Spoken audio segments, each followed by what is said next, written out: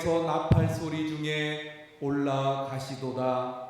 찬양하라 하나님을 찬양하라. 찬양하라 우리 왕을 찬양하라.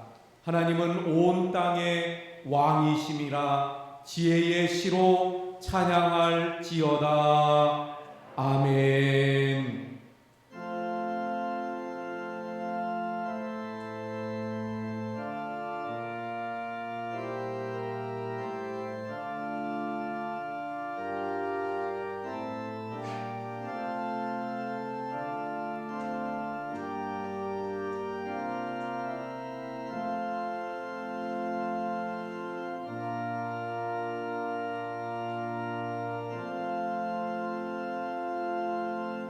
만군의 여호와 하나님 아버지, 이 시간 주님 앞으로 인도하여 주시고 오늘도 예배 드릴 수 있는 은혜를 저희들에게 허락하심을 감사합니다.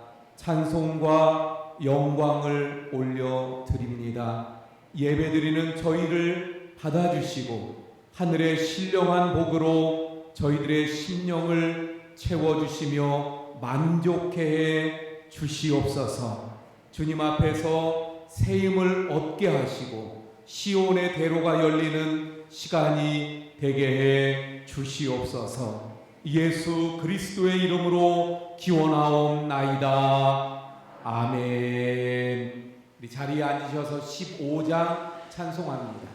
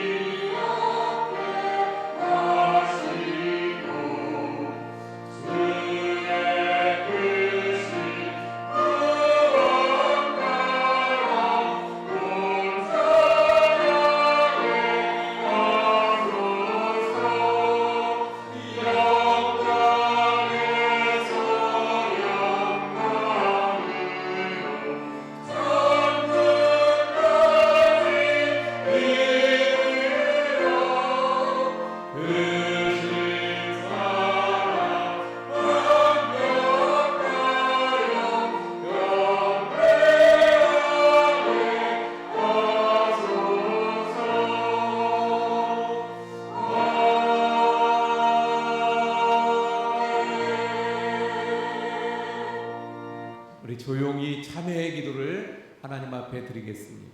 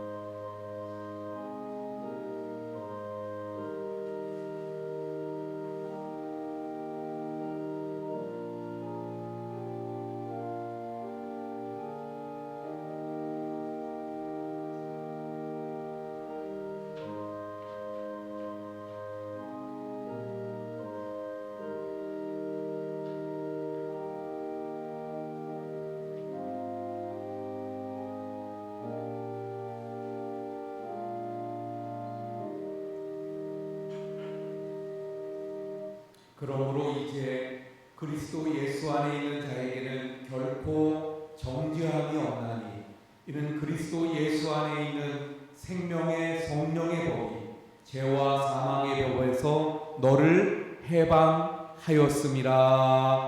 아멘. 나는 전능하신 아버지 하나님 천지의 창조주를 믿습니다. 나는 그의 유일하신 아들 우리 주 예수 그리스도를 믿습니다. 그는 성령으로 잉태되어 동정녀 마리아에게서 나시고 본디오 빌라도에게 고난을 받아 십자가에 못 박혀 죽으시고 장사된 지 사흘 만에 죽은 자 가운데서 다시 살아나셨으며 하늘에 오르시어 전능하신 아버지 하나님 우편에 앉아 계시다가 거기로부터 살아있는 자와 죽은 자를 심판하러 오십니다. 나는 성령을 믿으며 거룩한 공교회와 성도의 교제와 죄를 용서받는 것과 몸의 부활과 영생을 믿습니다. 아멘. 찬송가 505장입니다.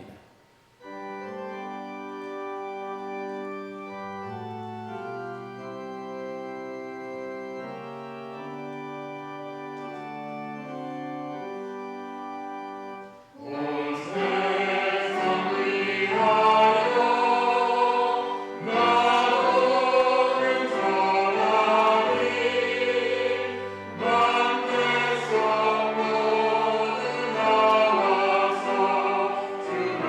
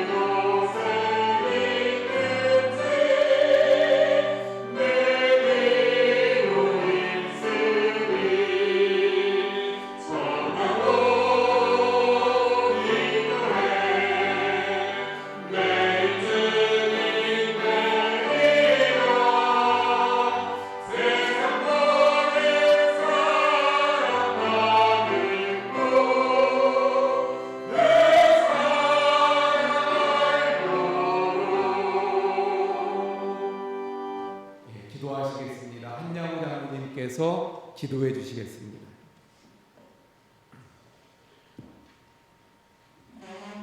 영원까지 역사의 주관자가 되셔서 한없는 은혜와 사랑으로 우리를 지켜주시는 고맙고 감사하신 하나님 아버지, 코로나가 대유행하는 가운데에서도 다시 새로운 희망을 품으면서 2022년도 새해를 맞게 하시고 또 오늘 세 번째 주일을 맞이하여 오늘도 주님의 몸된 제단에 나와서 다시금 귀한 예배를 드리게 하시니 진심으로 찬양과 감사와 영광을 돌립니다. 새해에는 우리 모두가 건강하게 하시고 성령 충만한 은혜 가운데 믿음에 굳게 서서 우리 주님과 동행하며 순종하는 은혜의 삶을 살아서 우리 모두가 간절히 기도하는 기도마다 응답받고 이루어지는 복된 한 해가 되게 하여 주시옵소서. 우리 원주교회가 창립 70주년이 되었습니다. 지금까지 지켜주신 하나님 아버지께 감사를 드립니다. 그리고 올해에는 우리 원주교회의 부분적 모델링을 하게 됩니다. 우리 모두 한마음 한뜻으로 기도하는 가운데 순조롭고 아름답게 잘 마무리할 수 있도록 도와주시고 헌신할 수 있는 모든 여건으로 인도하여 주시옵소서. 새해에는 우리 믿음의 가정들을 더욱 사랑으로 지켜주시사 화목하게 하시며 우리들의 자녀들이 주님 안에서 더 잘되게 하시고 또 코로나 위기 상황 가운데에서도 우리의 직장과 사업장에 믿음의 조상 아브라함과 이삭과 야곱에게 주셨던 믿음과 물질의 복을 더하여 주시사 풍성한 은혜의 삶을 살게 하여 주시옵소서. 오늘은 선교 헌신 예배로 네팔 오지 교사 파송 예배를 드립니다. 기도와 물질로 선교의 사명을 잘 감당할 수 있는 우리 모두가 되게 하여 주시옵소서.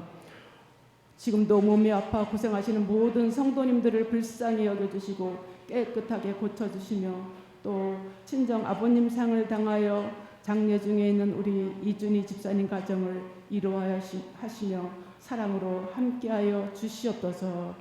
오늘도 귀한 말씀을 전하시기 위하여 단위에 서시는 우리 목사님을 영육간에 강건하게 하여 주시고 충만하게 하셔서 올해에도 모든 목회 계획에 따라 사역하시는데 어려움이 없게 하시며 우리 성도님들의 영적 생활이 든든하며 성장할 수 있도록 잘 인도하게 하여 주시옵소서. 오늘도 우리 모두 큰 은혜를 받아서 항상 기뻐하고 쉬지 말고 기도하며 범사에 감사하는 삶을 일평생 지키며 살아갈 수 있는 은혜를 허락하여 주시옵소서. 또 코로나 가운데 조심스럽게 시작하여 찬양드리는 우리 글로리아 찬양대의 찬양을 기뻐 받아주시며 우리 찬양대가 더욱 든든하게 성장하고 활성화하여 우리 하나님께 큰 영광을 돌리게 하여 주시옵소서. 오늘도 귀한 예배를 드리기 위하여 수고하는 모든 손길들과 이 시간 함께 예배드리는 우리 모두에게 한없는 은혜와 사랑으로 함께하여 주시옵소서. 이 모든 말씀을 우리를 구원하신 예수님의 이름으로 기도드립니다. 아멘.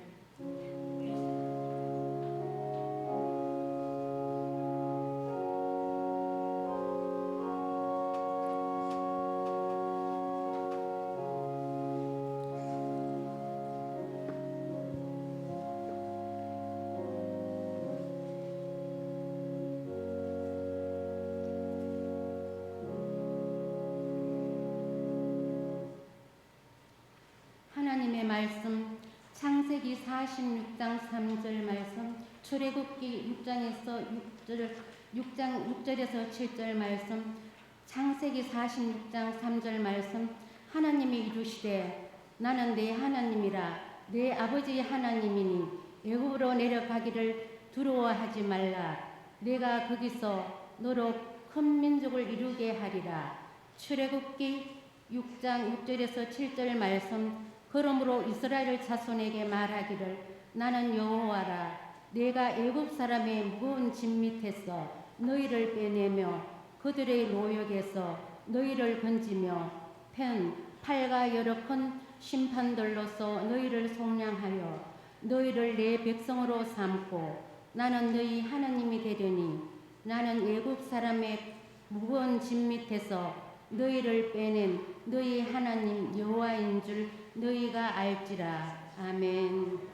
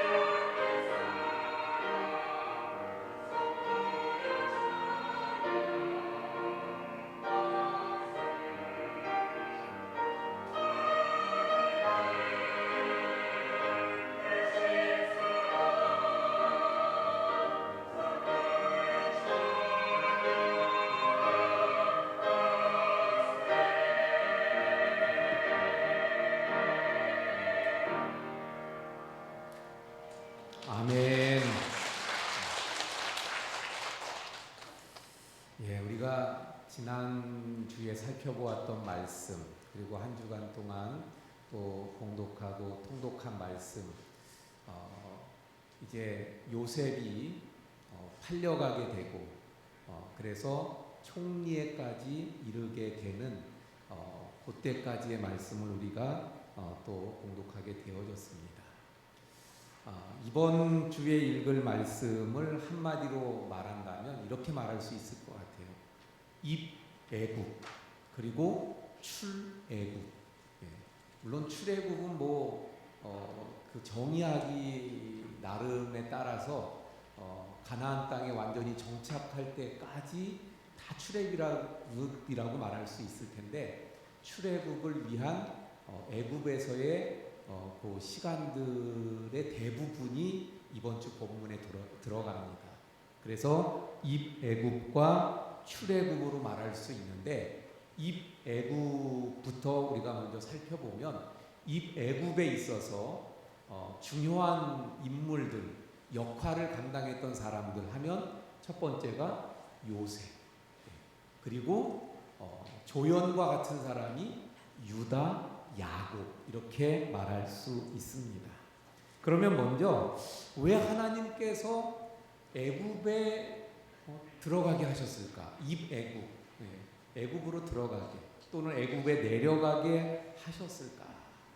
다름이 아니라 우리가 봉독한 말씀에서도 나오는 것처럼 애굽으로 내려가게 하신 하나님의 뜻, 그것은 다름이 아니라 바로 민족을 이루게 하기 위해서, 큰 민족을 이루게 하기 위해서. 아브라함에게 하나님이 이미 약속하셨죠. 아브라함의 후손들이 하늘의 별처럼 많아지는 그런 민족을 이룰 것이라고 약속을 하셨습니다. 그 약속을 이루는데 가나안 땅에서 민족을 이루는 게 아니라 하나님의 뜻은 저 애굽 땅에서 민족을 형성하는 것이었더라 하는 것입니다.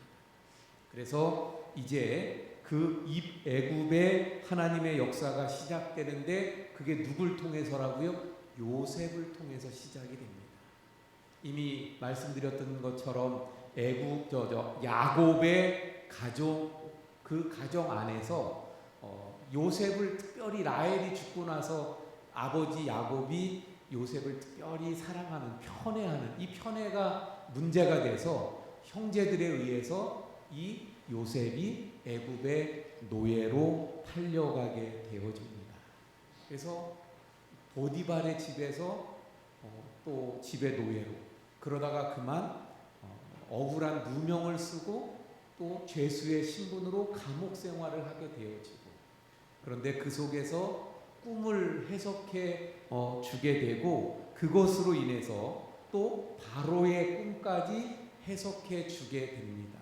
그 일로 인해서 바로의 꿈을 해석해 주는데, 그 해석의 내용이 뭐였어요? 7년 동안 큰 풍년이 있을 것입니다. 그런데 또 7년 후에 큰 흉년이 있게 될 것입니다. 그래서 그 14년을 잘 준비를 해야 합니다 하는 그 대책까지 말을 하게 되어집니다. 결국 바로 왕과 그 고관들이 볼 때 이 지금 청년의 말대로 14년이 중요한데, 그 14년을 잘 처리할 만한 적격자로 보니까 이 요셉이 딱 적격자인 거예요. 그래서 요셉을 총리로 세우게 되어지고, 그래서 우리가 잘 아는 것처럼 요셉이 이제 노예로 팔려간 지 13년 만에 총리가 되어집니다. 그리고 그래서 이제 7년 동안 그 풍년을 맞이하면서 7년 동안 흉년을 잘 준비해 가죠. 그래서 풍년에 그 풍성한 소출 중에 5분의 1을 각 성읍마다 저장을 해두고, 그러면서 흉년을 준비합니다. 정말 하나님 말씀대로 이제 요셉의 그 해석한 대로 흉년이 시작이 되어지고요. 두 번째 해, 첫 해 흉년이 있었고 또 두 번째 해 흉년이 있게 되는데, 그러다 보니까 애굽을 비롯한 그 지역 전체가, 근동 지역 전체가 흉년 때문에 어려움을 겪게 됩니다. 하지만 애굽에 양식이 있다. 결국 야곱의 집에도 양식이 떨어졌고, 그 애굽에 가면 양식을 살 수 있다는 소문을 듣고 야곱이 아들들을 애굽으로 보내게 되는 거죠. 그래서 결국 양식을 얻기 위해 애굽으로 온 형들이 요셉과 만나게 되어집니다. 근데 요셉은 이제 13년 동안 변했어요. 그래서 형들이 요셉을 잘 못 알아봅니다. 하지만 요셉은 알지요. 그런데 정체를 드러내지 않고 형들을 시험합니다. 그래서 시몬을 볼모로 잡고 그리고 막내를 베냐민을 데리고 오라고 그러면서 먼저 돌려보내죠. 그렇게 돌아온 이제 형제들이 야곱에게 베냐민을 데리고 가야 한다는데 야곱이 내놓지를 않습니다. 왜? 라헬의 아들 요셉을 특별히 사랑했는데 그 요셉이 죽었어요. 이제 하나 남은 베냐민, 얘까지 그렇게 보냈다가 잘못되면 어떡합니까? 그래서 못 내놓는 거예요. 그때 아까 말씀드렸던 것처럼 애굽으로 가는 데 있어서 주연은 요셉이라면 조연이 유다 또 야곱이라 그랬죠. 유다가 그때 나서는 겁니다. 그리고 아버지를 설득하죠. 만약에 베냐민이 가지 않으면 그럼 우리 다 죽는다. 하지만 베냐민이 가면 살 수 있다 모두가.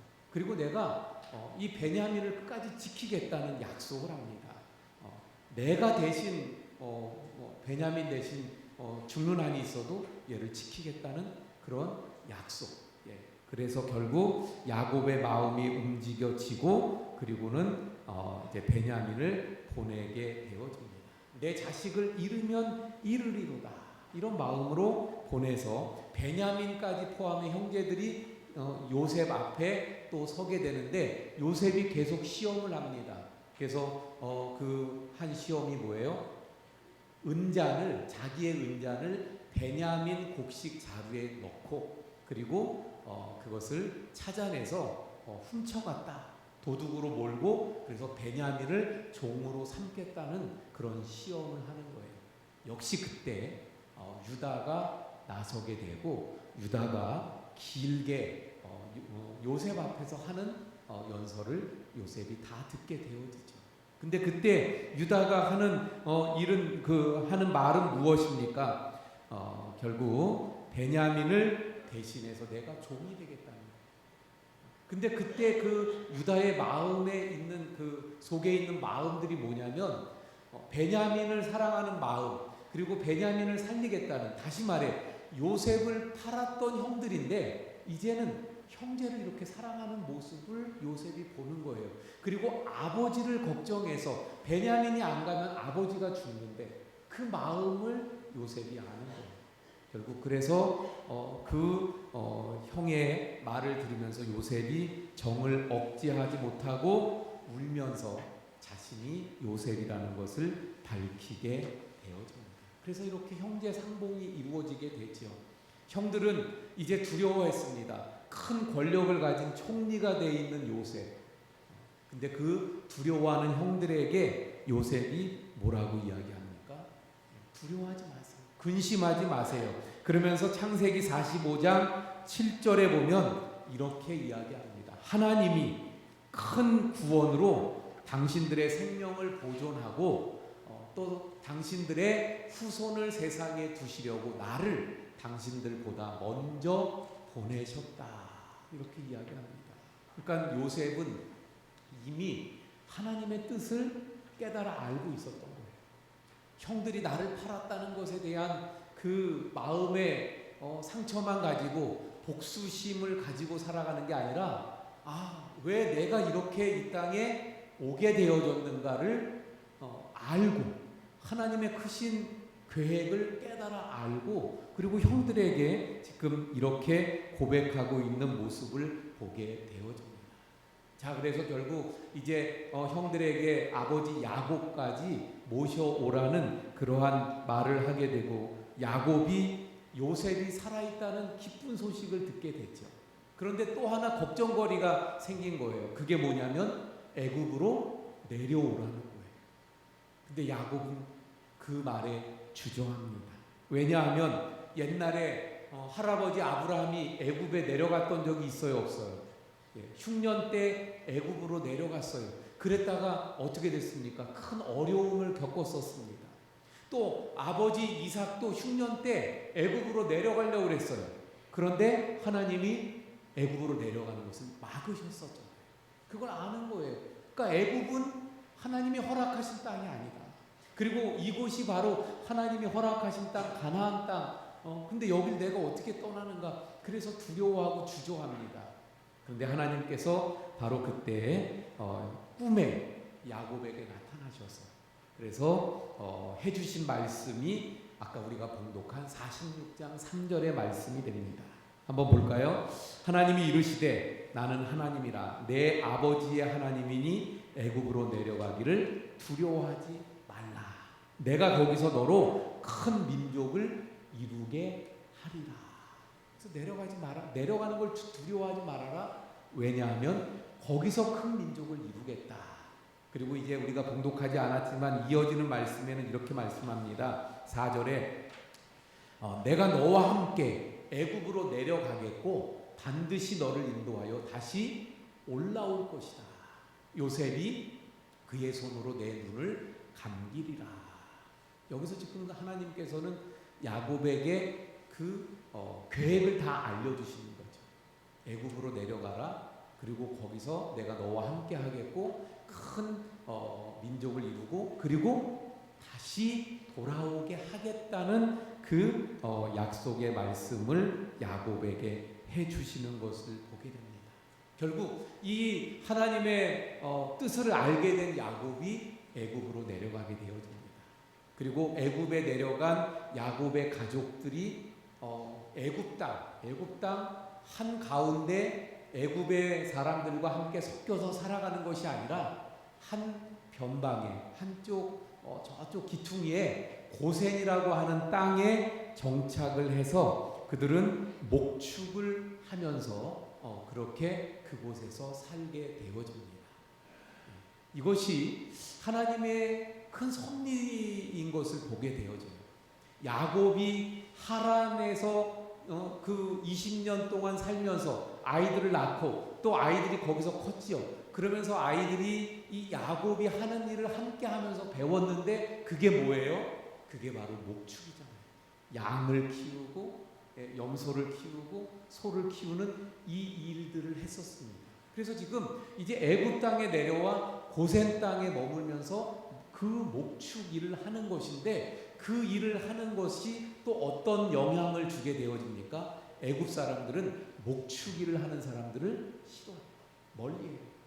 그래서 이 애굽 땅에 살지만 지금 야곱의 가족들이 애굽 사람들하고 섞이질 않게 되어지면서 순수 혈통을 이어가게 되어지고 또 그곳에서 목축을 하다 보니까 나중에 이제 다음 주에 살펴보게 될 유월절 양이 필요했는데 그 유월절 1년 된 그 양을 충분히 준비할 수 있는 그런 준비가 될 수 있었더라 하는 것입니다.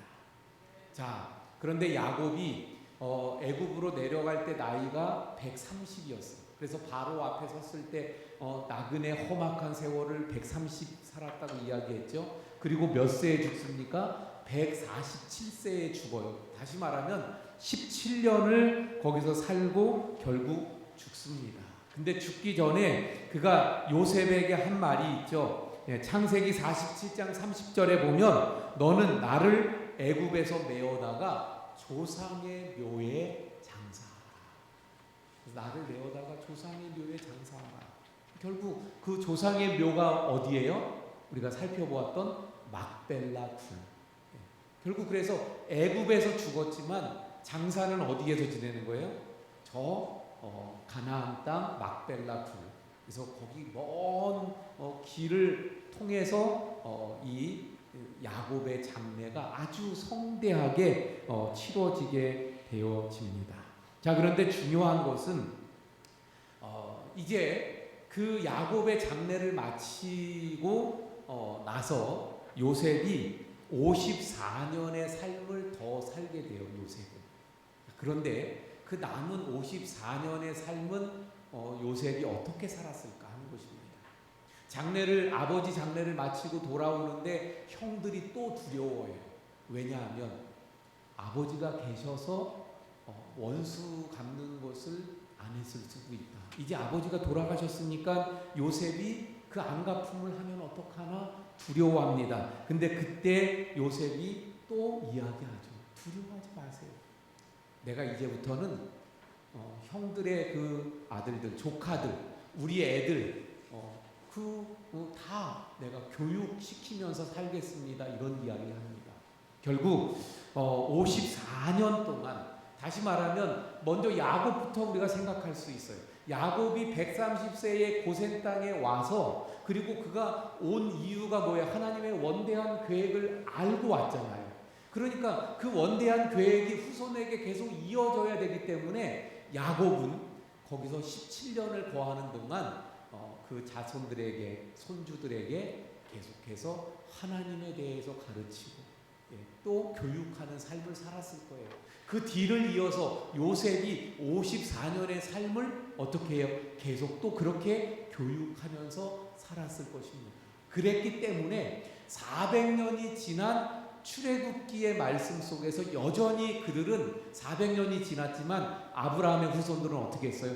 하나님을 알고 있었고 하나님께 기도했고, 그리고 또 애굽 땅에서 나갈 때 요셉의 유언을 기억해서 그 유언에 따라 요셉의 그 유고를 가지고 나와서, 그래서 결국 여호수아서에 보면 세겜 땅에 묻는 것을 보게 되어집니다. 자, 이것이 입애굽의 역사하고 이야기입니다. 자, 이제 출애굽기로 넘어가게 되는데, 창세기에서 출애굽기 바로 우리 성경책은 그냥 바로 넘어가요. 근데 그 사이에 시간이 얼마예요? 400년의 시간이 흘러갔습니다. 그러다 보니까 애굽에 많은 일들이 있었어요. 왕조가 2번이나 바뀌었습니다. 그래서 이제는 이 애굽 사람들이 요셉도 모르고, 그리고 또 이 야곱의 후손들, 아브라함의 후손들이 어떤 일을 했는지, 어떤 사람인지도 몰라요. 단지 이 사람들이 많은 인구인데 이 사람들이 우리와 함께 사네. 왜 살지? 그리고 가만히 보니까 그 사람들은 어때요? 인구가 많아요.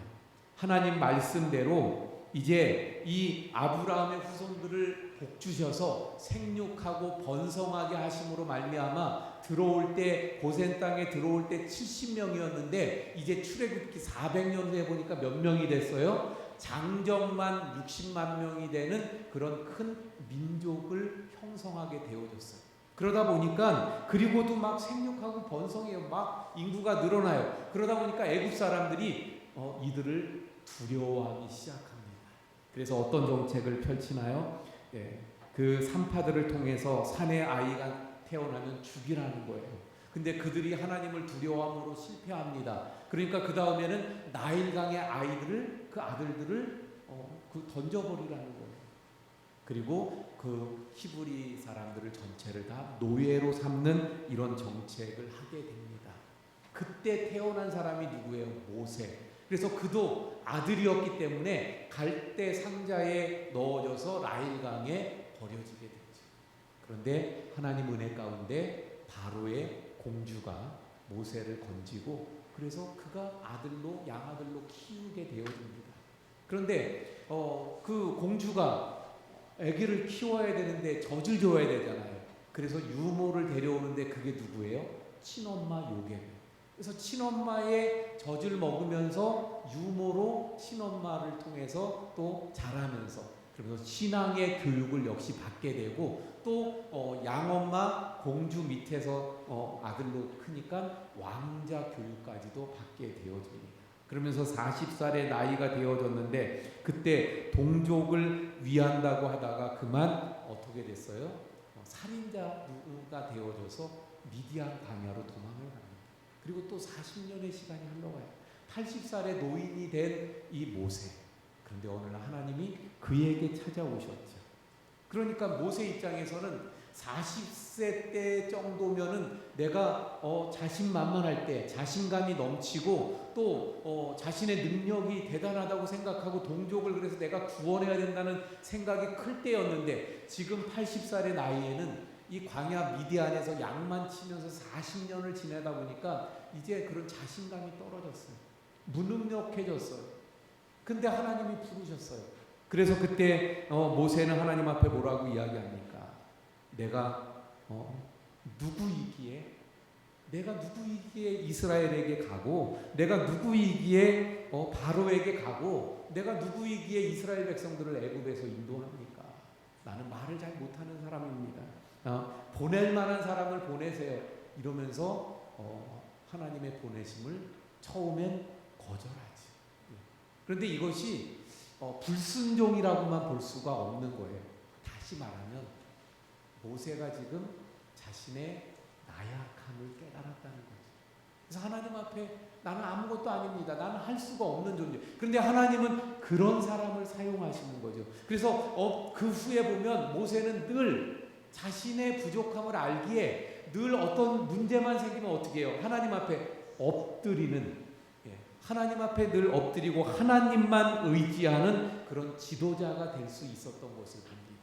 하나님은 그런 모세를 사용하셨던 거죠. 결국 그래서 이 모세는 바로 왕에게 보내지고 6개월 동안에 계속 그 바로와 만나면서 10가지 재앙, 우리가 잘 아는 그 재앙들이 모세를 통해서 내려지게 되어지는데, 이 재앙의 이유가 뭔가를 성경은 말씀합니다. 바로 이 바로에게 모세가 이야기했어요. 우리가 하나님을 섬기게 우리를 보내달라. 그랬더니 바로가 뭐라 그러냐면, 나는 하나님을 모른다. 나는 하나님을 모른다고 이야기해요. 결국 이 재앙들을 통해서 하나님은 바로에게, 아니 바로뿐만 아니라 거기 있는 애굽 사람들과 이스라엘 백성들에게 뭘 깨우쳐 주시는 건가 하면 하나님이 누구신가. 그리고 그때 바로는 뭘 생각했냐면 이 세상의 주관자가 나라고 생각했어요. 그런데 하나님은 그 재앙들을 통해서 뭘 보여주시는 거예요? 세상이 다 하나님께 속했다는 것을 보여주시는 것입니다. 결국 그래서 9번째 재앙까지 보여주시고, 그리고 마지막 이제 장자가 죽는 마지막 재앙을 이제 남겨두게 되죠. 근데 바로는 끝까지 하나님 앞에 무릎 꿇지를 않습니다. 결국 그래서 10번째 그 비참한 재앙이 애굽에 내려지게 되는 것이죠. 자, 여기까지가 이제 우리가 이번 주에 봉독할 말씀들이 되어집니다. 자, 그런데 그 말씀 속에 보면 출애굽기 3장 7절에 이런 말씀이 나와요. 출애굽기 3장 7절의 말씀에 내가 그 하나님이 큰 구원, 여호와께서 이르시되 내가 애굽에 있는 내 백성의 고통을 보고 그들의 감독자로 말미암아 부르짖음을 듣고 그 근심을 알았다. 이렇게 말씀합니다. 다시 한번 볼까요? 여기 다시 비춰줬는데, 하나님께서 이르시되 내가 애굽에 있는 내 백성들의 고통을 분명히 보고 그들의 감독자로 말미암아 부르짖는 소리를 어떻게 했어요? 하나님이 들었고, 그리고 그 근심을 아셨다. 다시 말하면 보고 듣고 알았다. 뭘? 하나님의 백성들이 당하는 고통. 사랑하는 성도 여러분, 하나님은요 우리가 고통당할 때 저 멀리 계신 하나님이 아니셔요. 우리가 고통당하고 힘들어할 때 나 몰라라 하시는 분이 아니십니다. 이스라엘 백성들이 그 노예로 고통당하고 있을 때 하나님은 그걸 보고 듣고 알고 계셨더라 하는 것입니다. 마찬가지예요. 나의 삶에 당하는 어려움과 고난과 고통을 하나님은 언제나 보고 듣고 나의 신음소리를 들으시고, 그리고 나의 그런 상황들을 아시는, 근심을 아시는 하나님이신 줄 믿으시길 바랍니다. 그러니까 내가 고난당할 때 하나님이 아십니다. 내 곁에 계신 그 하나님을 바라보시고 그 하나님을 통해서 힘을 얻을 수 있는 우리 성도님들이 되시길 바랍니다. 자, 우리가 살펴보았던 이 애굽의 주역이 누구라고요? 요셉. 그리고 유다 야곱이라고 보았어요. 그리고 출애굽의 주역이 모세. 물론 이제 뭐 아론도 조력자가 되고 이러죠. 근데 하여튼 모세를 살펴보았어요. 근데 이 사람들의 공통점이 있어요. 공통점 뭘까? 고난이 있었어요. 힘든 시간들이 있었어요. 요셉 노예로 팔려가서 생각해 보세요. 아버지의 사랑을 독차지하고 있다가 하루아침에 노예가 돼서 살아간다? 생각만 해도 얼마나 끔찍합니까? 그렇게 13년 동안 노예 생활, 그것도 감옥, 지하 감옥에서 죄수 신분으로 또 그렇게 살았던 그런 고난이 있었어요. 또 우리가 살펴본 대로 유다, 그 아버지 그 편애하는 모습에 집 나갔다가 얼마나 큰 일들을 당했나요? 아들들을 잃고 또 아주 수치스러운 일을 경험하고 그런 일을 겪으면서 그가 성숙해졌지. 야곱 얼마나 또 고생 많았어요. 모세는 안 그렇습니까? 미디안 광야에서 도망가서 그 살인자 그래서 도망을 가고 40년 동안 미디안에서 그 양을 치는데 궁전에서 바로의 아들로 그 모든 것을 누렸던 모세가 하루아침에 광야에서 그것도 1, 2년이 아니라 40년을 양치면서 살아간다. 얼마나 큰 어려움이고 고난이에요. 근데 바로 이런 고난의 시간들을 겪었던 사람들이 하나님의 큰 계획을 이루시는데 사용되어졌더라. 이 애국과 출애굽은요, 하나님의 약속을 반드시 이루신다는 걸 보여주는 거예요. 그래서 우리가 봉독한 말씀들이 그거예요. 바로 야곱에게는 내려가라. 왜? 큰 민족을 이루기 위해서. 이제는 나와라. 왜? 이제는 너희가 나의 백성이 되고 그리고 내가 너희의 하나님이 되겠다. 그래서 너희는 이제 나와라. 모든 하나님의 계획 속에 하나님이 약속하신 것들을 신실하게 이루어 가시는 하나님인 것을 이 이백국 또 출애굽에서 볼 수 있는데, 근데 그 약속하신 것을 이루어가는 데 있어서 하나님은 필요한 사람들을 사용하시더라는 거예요. 근데 그때 사용되는 사람들이 누구입니까? 하나님 앞에 단련되고 훈련되어지고 그 고난의 시간들을 통해서 다듬어진, 그래서 하나님의 사람으로 쓰시기에 성숙되어진 사람들을 하나님이 사용하시고 쓰시더라 하는 것을 보게 되어집니다. 사랑하는 성도 여러분, 그러므로 바로 우리 원주교회 우리 성도님들이 오늘의 요셉과 또 유다와 야곱과 모세와 같은 그런 하나님의 사람들로 하나님의 손에 들려져서 아름답게 하나님의 약속을 이루고 계획을 이루시는 데 사용되어지는 모든 우리 성도님들이 되시기를 축원을 드립니다. 할렐루야. 기도하시겠습니다. 하나님, 오늘 말씀 속에서 우리 입애굽 또 출애굽의 긴 사건들을 함께 살펴보면서 그 안에 하나님의 신실하신 약속을 이어가시는 또 성취해 가신 하나님의 그 은혜와 또 그 안에서 쓰임받는 하나님의 사람들을 살펴보았습니다. 하나님, 우리 원주교회 성도님들이 정말 이렇게 쓰임받을 수 있게 해 주옵소서. 또한 하나님은 우리의 고난과 또 고통을 보고 또 듣고 알고 계시는 하나님이시기에 우리가 어려운 광야의 시간들, 고난의 시간들, 훈련의 시간들을 지나갈 때 늘 주님이 함께 계심을 믿게 하시고, 그리고 하나님 앞에 다듬어지고 성숙되어져서 쓰임받을 수 있는 우리 모두가 되게 해 주시옵소서. 예수님 이름으로 기도하옵나이다. 아멘. 우리 찬송가 445장입니다.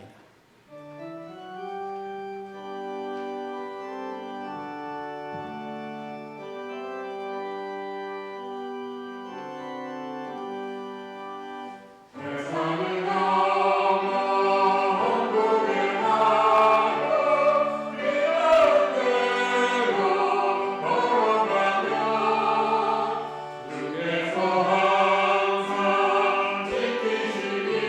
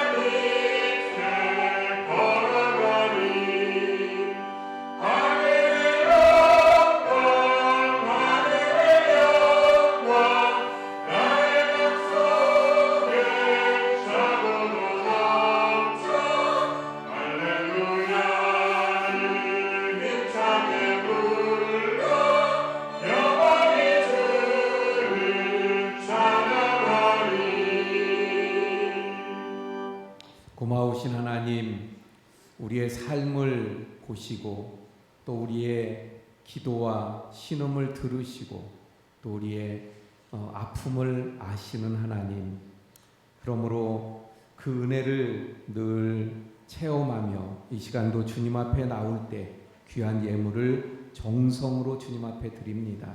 하나님, 주님 앞에 드린 모든 정성들, 11조, 또 감사헌금, 선교헌금, 아동후원헌금, 특별헌금, 또 1,000번째 주일헌금, 그리고 교회 리모델링 헌금, 또 오지 교사 파송헌금도 주님 앞에 드립니다. 모든 정성들을 주님 기뻐 받으시고 또 모든 손길마다 하늘의 복과 이 땅의 복으로 풍성하게 채워 주옵소서. 이 예물이 쓰여지는 곳에 놀라운 하나님의 은혜와 평강이 있게 하시고 또 무엇보다도 구원의 역사들이 있게 해 주옵소서. 특별히 오늘 선교 헌신 예배인데 하나님, 선교하며 우리가 함께하는 모든 그 후원과 또 사역들 위해 한없는 하나님의 은혜와 능력과 구원의 역사들이 나타나게 해 주시옵소서. 우리 모든 성도님들 가정의 평강으로 함께 하시고 특별히 몸이 아픈 성도님들을 주님의 손으로 치료해 주옵소서. 모든 것 감사하며 축복하며 예수님 이름으로 기도하옵나이다. 아멘. 자리에 앉아주시기 바랍니다. 우리 함께 인사합니다. 사랑합니다. 축복합니다.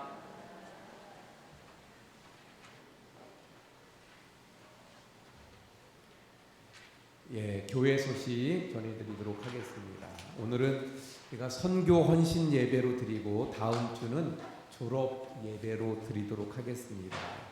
우리 주보에 보면 우리 교회 선교지에서 나오죠. 근데 올해는 특별히 최다니엘 선교사님 이집트, 그리고 말씀을 안 드렸었는데 멕시코도 자원하시는 분 두 분이 자원해 주셔서 또 멕시코도 선교를 합니다. 멕시코는 멕시코 신학교의 그 이사회 그 후원으로 하는 거고요. 또 우리 네팔 오지 교사 또 파송까지 해서 올해 더 선교의 우리 지경이 좀 많이 넓혀졌는데요. 여기에 제가 주보에 계속 실는 거는 보시고 관심 갖고 계속 기도해 달라는 거예요. 우리 전스데반 선교사님이 며칠 전에 입국을 하셨습니다. 그래서 지금 격리 중에 있어요. 큰 아들이 중앙대학교 신문방송학과 거기에 합격을 해서 이제 입학해야 돼서 그래서 아들 때문에 같이 아들하고 아들 이삭이하고 같이 들어왔습니다.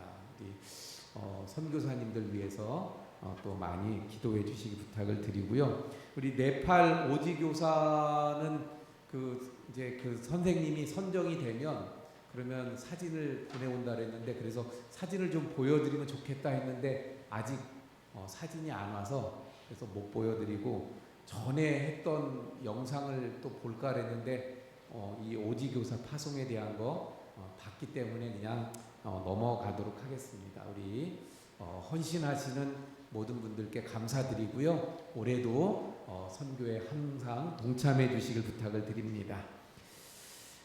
강원지방 장로회 정기총회가 토요일날 원주 강석교회에서 있습니다. 우리 장로님들 기억하시고 참석하시기 바라고요. 생일을 맞이하시는 우리 성도님들 조미순 권사님, 정남교 안수집사님, 한미란 집사님, 김금녀 권사님, 잠깐 여기 계신 분들 일어나 주세요. 기도하겠습니다. 하나님, 이번 주에도 생일을 맞이하신 우리 성도님들이 여러 분 계신데 여기 조미순 권사님 또 김금녀 권사님 계십니다. 한 분 한 분 주님께서 축복하시고 영육을 강건하게 하시고 하나님의 은혜가 더욱 풍성해서 남은 생에 더욱 복되게 해 주옵소서. 예수님 이름으로 기도합니다. 아멘. 박수로 축하드립니다. 감사합니다. 또 안타까운 소식 하나 전해드리면 우리 최지천 집사님 사무실이 지난주 주중에 그 화재 사고가 나서 사무실이 다 또 불에 타는 사고가 있었어요. 제법 사무실이 좀 제법 큰데 네, 화재 사고가 있었습니다. 위로해 주시고 또 기도해 주시기를 부탁을 드립니다. 우리 김영서 권사님께서 손주 100일 감사해서 또 떡을 준비해 주셨어요. 그래서 나가실 때 하나씩 받아가시기 바랍니다. 또 하나 선물이 더 준비되어져 있는데 세정제 있잖아요. 손 세정제. 두 가지가 또 어디서 또 있다고 저한테 줘서 그걸 나누어 드리는데 두 가지 종류가 있어요. 하나는 이렇게 짜서 이렇게 뿌리는 거. 그거는 우리 성도님들 다 나눠드릴 수 있는 것 같아요. 우리 김수자 권사님이 떡에다가 같이 넣더라고요. 그래서 떡하고 그걸 같이 받아가시면 되고요. 또 하나는 이렇게 생긴 손 세정제가 있어요. 근데 요거는 지금 제가 아까 보니까 61개 남았던데 여기 한 70여 분이 되거든요. 다 안 돌아가요. 그래서 이걸 어떻게 해야 되나. 나는 뭐 필요 없다 이러신 분들은 양보해 주시고 꼭 필요하신 분들은 가져가시고 그래서 이렇게 된 것도 다 손 세정제니까 그렇게 사용하시기 바랍니다. 우리 강경희 권사님이 또 작년에 1등계 이제 올해까지 다 완독을 하셔서 또 성경 통독 1독을 달성하셨습니다. 작년에도 한 달에 한 번씩 하셨는데 또 감사드리고 우리 성경 통독 또 함께 잘 해주시길 부탁을 드립니다. 우리 정주연 청년이 또 휴가를 나와서 함께 예배드리게 되어졌어요. 우리 뭐 그 자리에서 잠깐 인사하세요. 감사합니다. 늘 기도해 주셔서 또 건강하게 이제 상병이고요. 이제 제대가 보여요 이제. 그래서 몇 달 안 남았는데 또 계속 기도해 주시고 또 우리 이동훈 청년은 이제 자대 배치를 받아서 이제 일병이 됐나 아직 안 됐나 그런데 우리 또 많이 군 장병들 위해서 기도해 주시기 바랍니다. 우리 다 함께 일어나서 635장 찬송합니다.